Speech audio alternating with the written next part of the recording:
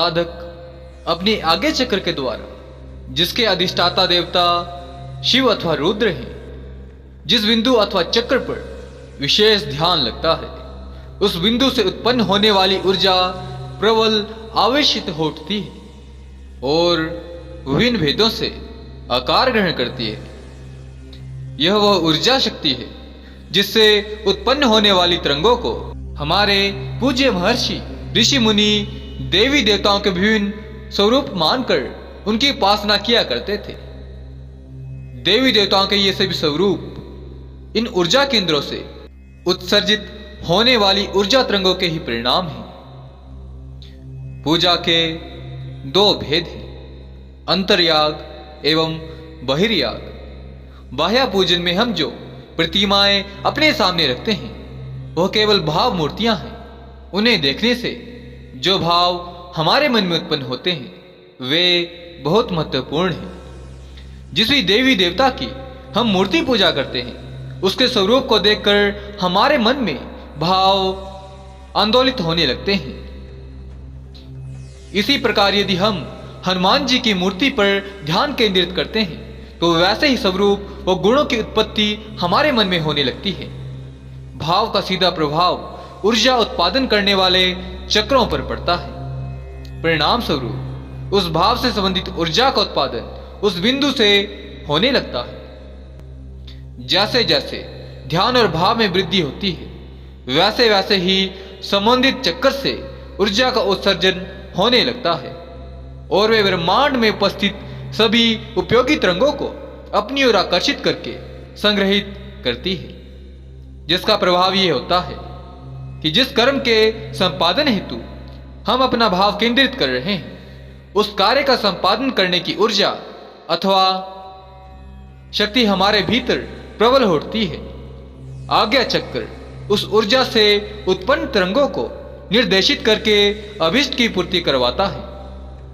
हमारे समाज में जो हवन अनुष्ठानों का संपादन किया जाता रहा है उसका वास्तविक प्रयोजन भी यही है कि जो सामग्री हवन में प्रयोग की जाती है वे जलने के उपरांत वायु में तरंगे उत्पन्न करती है। वे हमारे द्वारा संपादित किए जाने वाले कर्म के लिए उपयोगी होती हैं। उन तरंगों को हमारी तरंगे ग्रहण कर लेती हैं और परिणाम स्वरूप हमें अभिष्ट की प्राप्ति होती है। यही कारण है कि हवन आदि में विशिष्ट काम्य कर्मों हेतु विशिष्ट सामग्रियों के प्रयोग करने के निर्देश दिए गए हैं। इन्हीं तरंगों से आवेशित होने के कारण धुएं की राख और धुएं को विशेष उपयोगी माना गया है। इस प्रकार हमारा आज्ञा चक्र जो दोनों बाहों के मध्य स्थित है, जिसे भृकुटी कहा गया है, किसी भी प्रकार की सफलता में इसका महत्व सर्वोपरि है। यह चक्कर अगर बिगड़ जाए तो व्यक्ति पागल हो जाता है। आपने तो सुना होगा कि अमुक व्यक्ति अमुक साधना करते हुए पागल हो गया।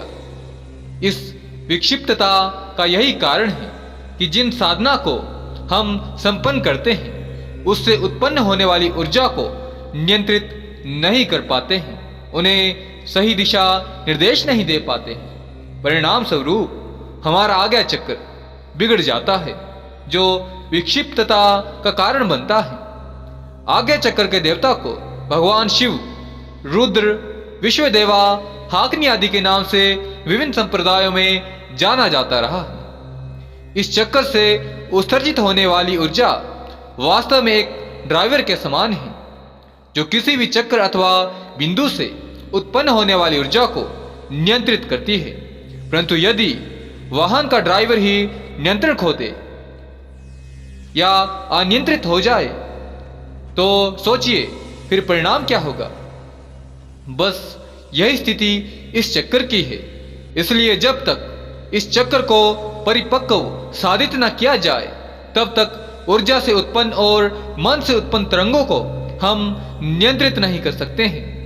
मन से उत्पन्न तरंगें इतनी चंचल होती हैं कि वे एक स्थान अथवा एक विचार पर टिक कर नहीं रहती हैं। यदि हमारा आज्ञा चक्र परिपक्व और साधित हो तो कोई भी तरंग इसके विपरीत नहीं जा सकती है। शक्तिशाली तरंगों को यही बस में कर सकता है। यही कारण है कि तंत्र साधना करने वाले लोग सर्वप्रथम रुद्र, महाकाल, हाग्नि और वैदिक लोग विश्वदेवा की साधना संपन्न करते हैं। हमारे प्राचीन ऋषि मुनि इस तथ्य से भली भांति परिचित थे।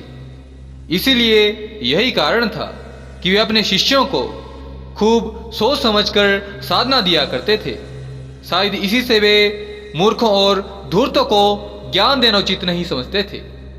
मूर्खों को ज्ञान देने की अपेक्षा वे उस ज्ञान को अपने साथ लेकर मर जाना पसंद करते थे।